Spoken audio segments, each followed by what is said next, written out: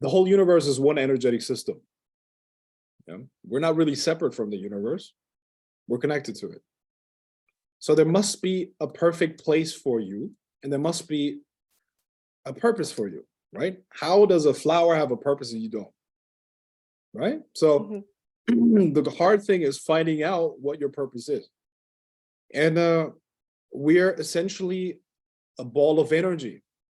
We're an energy system, you know? And these energies have vectors in them. Vectors is essentially a direction. Energy flowing in a direction is a vector.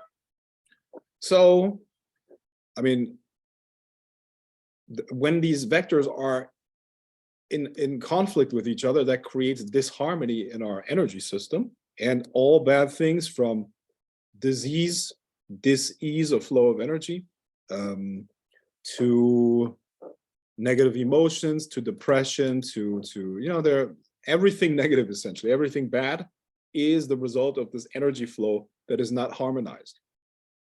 And everything physical must come out of the spiritual, out of the energetic.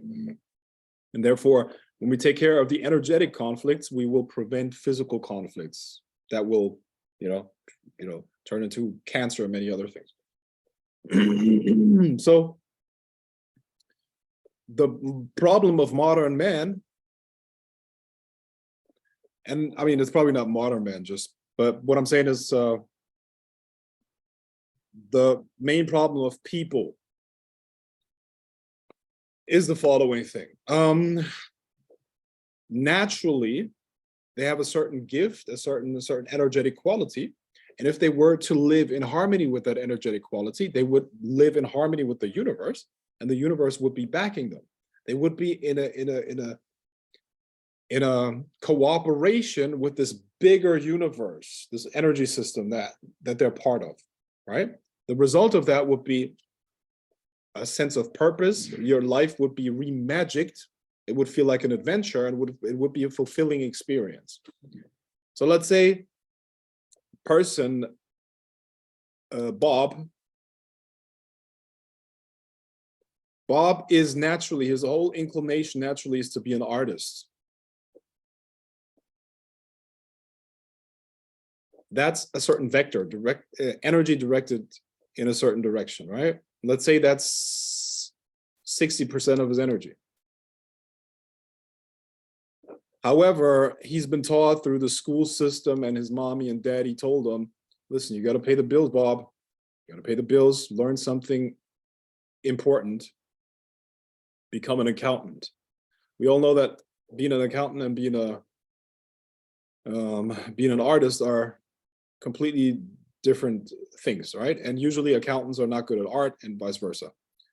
So all of this programming has now turned into 35% of Bob's energy. So he's constantly experiencing this internal conflict.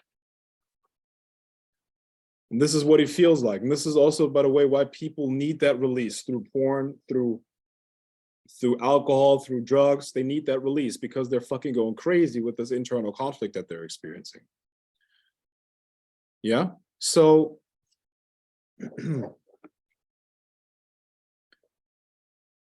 Bob has 5% energy left. You know, 100 minus 35 plus 60, that's 95. So he has 5% left. That's what he uses to live his life. That's his conscious willpower. He pulls through. He's shitty as his career, but he's able to keep his job. Why is he shitty as career? Because he's not supposed to do that. It's like an elephant trying to swim. But he has to pay the bills. He's probably got a mortgage. He's married. Maybe he has some kids. Fuck. Now he's locked into this fucking lifestyle forever. And he hates his life. He hates his wife. His wife hates him. She's probably cheating on him with a guy like me. Anyway, no. So what I'm saying is, so his problem could be easily solved, but he doesn't understand that.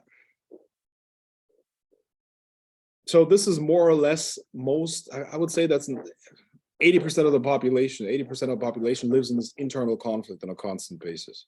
They're not even aware that the conflict is going on. It's actually a sad situation because there's so much talent wasted.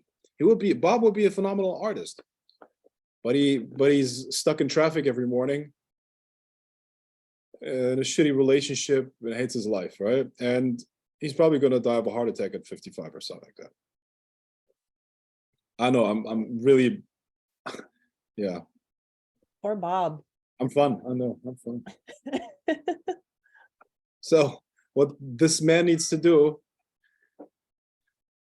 is he needs to move his life more and more into the 60%, or into the direction of an artist. He does that by taking notes and observing his life.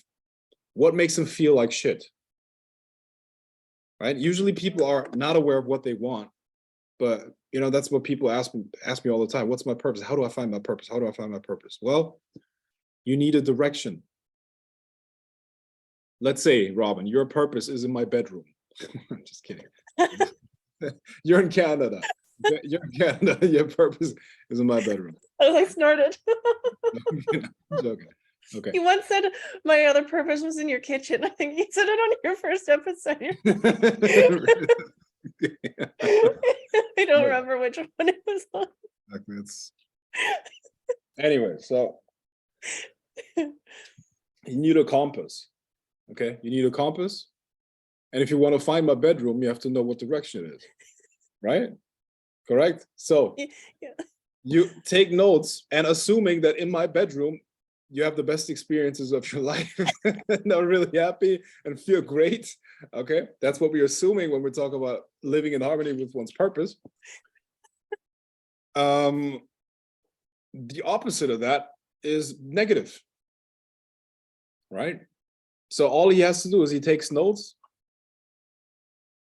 about how he feels in different situations, and then he rephrases that. He turns it into the opposite. And then step by step, he's going to be able to move his life into the direction of his purpose. And then within 18 months, I would say, but 18 months to 2 years, this man is going to be mostly going to live in harmony with his purpose. Yeah. I guess everybody's purpose can be so unique. Do you ever use astrology to help identify people's purposes? Like you did on the first episode when you read my chart. Like, do you recommend people even looking at that as well to see, or what are your thoughts on that? I love astrology. I'm not a master at it, far from it. However, I plan to becoming a master of it in this lifetime. Now, that being said, I'm fucking good at it, right? But I don't consider myself a master when it comes to astrology. I need a lot more experience, but it's an amazing tool overall. It really is as above, so below. So when you really understand how the stars move and what they mean, and you know, it's a phenomenal way of understanding things at a deeper level. Absolutely, you know. Also, it gives you kind of like this big view on life, where you're going to be able to project decades into the future and really foresee what's going to happen. You know, I made a big mistake in 2020 or in 2019. At the end of 2019, I did not look into 2020, what 2020 is going to hold. If I prepare for that, and it was easy to see, we had a massive conjunction between Saturn and Pluto, and many other things, right? But I was then able to project or to predict that Trump is not going to be reelected and many other things in 2021. I actually shared that prediction with many other people based on astrological data. So it was clear. Based on a birth chart of both people, it was clear that the one guy is going to win, even though he was shit. But that's what the stars wanted. That's what the energies of the universe wanted.